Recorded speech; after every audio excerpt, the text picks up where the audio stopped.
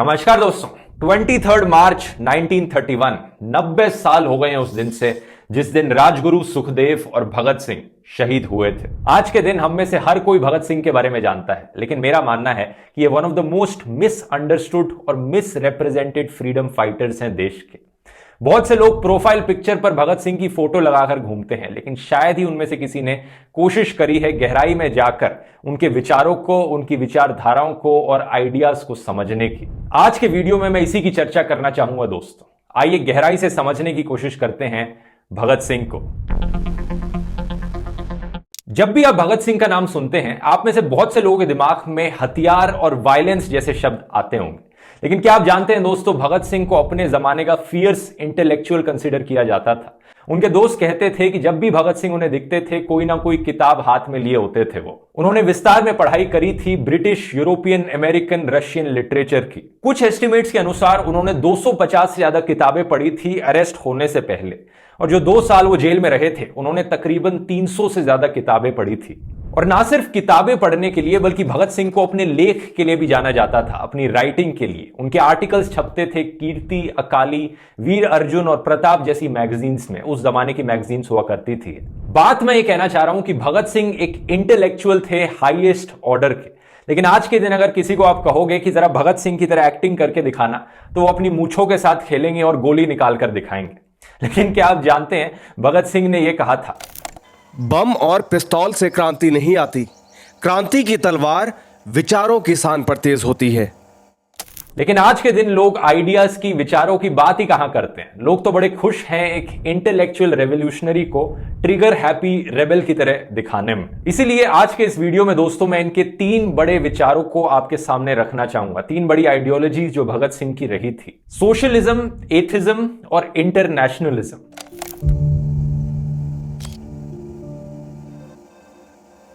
Bhagat Singh Karl Marx, Lenin और socialism की विचारधाराओं से बहुत प्रभावित थे। उन्हें दर्द होता था जब वो देखते थे कि कैसे किसानों को, मजदूरों को, फैक्ट्री वर्कर्स को ट्रीट किया जाता है सोसाइटी के द्वारा।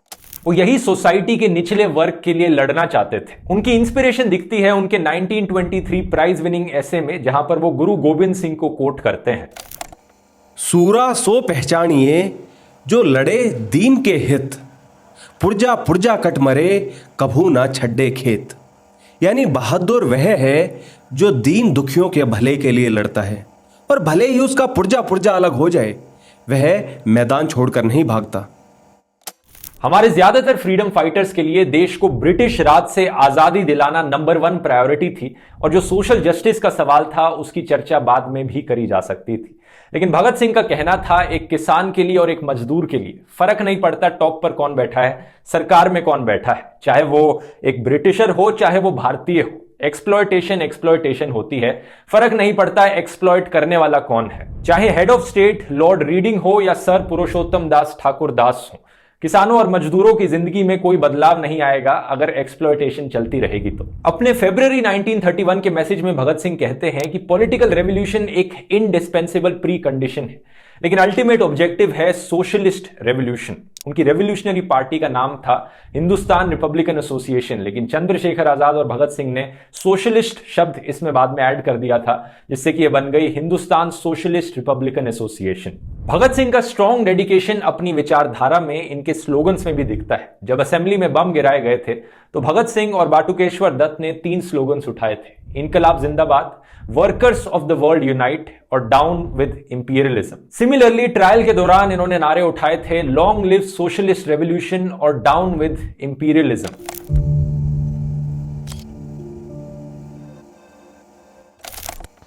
अयम निजय परो वेति गणना लघु चेतसाम, उदार चरितानाम तु वसुधैव कुटुंबकम। एक बड़ा फेमस श्लोक है महाउपनिषद और ऋग्वेदा में, शायद आपने सुना हो, वसुदेव कुटुंबकम मतलब पूरी दुनिया एक परिवार है। इंटरनेशनलिज्म एक और ऐसी विचारधारा थी दोस्तों जिसमें भगत सिंह बहुत स्ट्रांगली मानते थे। इन्होंने एक आर्टिकल लिखा था जिसका टाइटल था विश्व प्रेम, पब्लिश किया गया था कैलकाटा की मैगजीन मतवाला में 1924 में। यह कितना महान आदर्श है। हर किसी को अपना हो जाने दो, कोई भी अजनबी ना रहे। वह कैसा सुंदर समय होगा जब दुनिया से परायेपन का भाव हमेशा के लिए मिट जाएगा। वह दिन जब इस आदर्श की स्थापना होगी, उस दिन यह कह सकेंगे कि दुनिया ने अपनी ऊंचाई को छू लिया है। इस आर्टिकल में ये उस पोएट को बहुत प्रेस करते हैं जिसने वसुदेव कुटुंबकम का आइडिया पहले एनविजन किया था। आज के दिन जो लोग अपने आप को बहुत नेशनलिस्ट कहते हैं वो एक्चुअली में जिंगोइज्म के लेवल तक गिर चुके हैं। जिंगोइज्म एक ऐसा शब्द है जो एक्सट्रीम फॉर्म ऑफ नेशनलिज्म को डिपिक्ट करता है। मतलब अपने देश के बारे में भला सोचना तो छोड़ो, आप दूसरे देश को नीचा दिखाने में ज्यादा इंटरेस्टेड हो, दूसरे देशों को गालियां देने में ज्यादा इंटरेस्टेड हो। आज के दिन जो इंडिया और पाकिस्तान के बीच में दुश्मनी है, उससे भी ज्यादा गहरी दुश्मनी हुआ करती थी फ्रांस और जर्मनी के बीच में और अमेरिका और जापान के बीच में भगत सिंह के जमाने में। भगत सिंह ने एक ख्वाब देखा था, एक ऐसा दिन जब फ्रांस और जर्मनी एक दूसरे से जंग नहीं लड़ेंगे बल्कि ट्रेड करेंगे। वो दिन कहलाया जाएगा जेनिथ ऑफ प्रोग्रेस। एक ऐसा दिन जब अमेरिका और जापान दोनों देश एग्जिस्ट करेंगे लेकिन एक दूसरे से लड़ाई नहीं करेंगे। एक ऐसा दिन जिस दिन ब्रिटिश भी रहेंगे और इंडियंस भी रहेंगे लेकिन दोनों में से कोई भी एक दूसरे के ऊपर राज नहीं करेगा। 1928 में भगत सिंह ने एक आर्टिकल लिखा था कीर्ति मैगजीन में जिसका टाइटल था नए नेताओं के अलग अलग विचार, जिसमें वो दो लीडर्स की बात करते हैं, सुभाष चंद्र बोस और जवाहरलाल नेहरू, जो कि दो नए लीडर्स थे, इमर्ज कर रहे थे इंडिया में उस वक्त। इन दोनों ने जो स्पीचेस दी थी बॉम्बे में, उस पर भगत सिंह अपने कमेंट्स देते हैं। भगत सिंह सुभाष चंद्र बोस को एक इमोशनल बंगाली करके पुकारते हैं और कहते हैं ये एक ऐसे इंसान हैं जो रोमांटिसाइज कर रहे हैं इंडिया की ब्यूटी को कि इंडिया कितना महान हुआ करता था पुराने जमाने में। भगत सिंह इसे सेंटिमेंटैलिटी करके डिसमिस कर देते हैं और नेहरू के रैशनल व्यूज से उसे कॉन्ट्रास्ट करते हैं। पंडित जवाहरलाल कहते हैं जिस देश में जाओ वही समझता है कि उसका दुनिया के लिए एक विशेष संदेश है। इंग्लैंड दुनिया को संस्कृति सिखाने का ठेकेदार बनता है। भगत सिंह नेहरू की इस राय से सहमत थे कि अगर हमारी लॉजिकल अंडरस्टैंडिंग में हमें कुछ सही नहीं लगता है तो हमें उसे फॉलो नहीं करना चाहिए, चाहे वो वेदास और कुरान में भी क्यों ना लिखा गया हो। 1927 में लिखे गए article religious rights and their solution में भगत सिंह बात करते हैं इगैलिटेरियनिज्म की। दुनिया के सभी गरीब लोग जिस भी जाति, नस्ल, धर्म या देश के हों, सभी के वही अधिकार हैं। ये तुम्हारे फायदे में है कि धर्म, रंग, नस्ल और राष्ट्रीयता को लेकर भेदभाव बंद हो सके और सरकार की पावर तुम्हारे हाथों में हो।